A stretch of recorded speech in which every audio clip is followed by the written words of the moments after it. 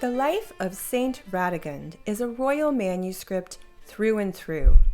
It was written at the request of the French King Charles VIII in Poitiers between 1496 and 1498.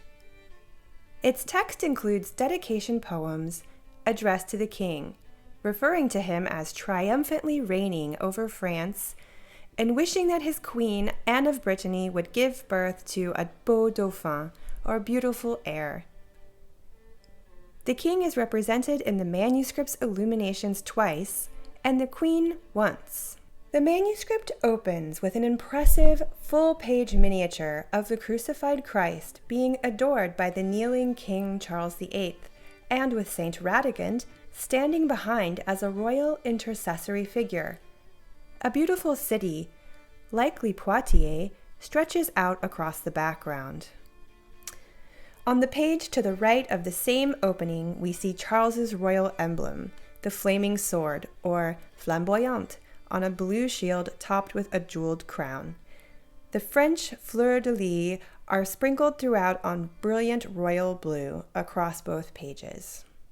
At the end of the manuscript, we find Charles VIII again, this time with his queen, Anne of Brittany, adoring the Virgin and Child enthroned, and again Saint Radegund supports them from behind. On this leaf, we also see the single arms of Brittany in the borders and in the decorative initial L. Charles VIII died in an accident at his castle in 1498, after which Queen Anne returned to Brittany.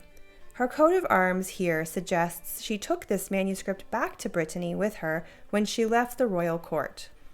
The story of Saint Radegund's life is also a royal one, told visually in lively narrative illuminations painted by the Poitevin artist named after this manuscript, the Master of Saint Radegund. Radegund lived from 518 to 587 and was the daughter of a Thuringian or Thüringer prince. As seen in the manuscript's vivid illustration, the young princess was taken prisoner when the Franks invaded her country.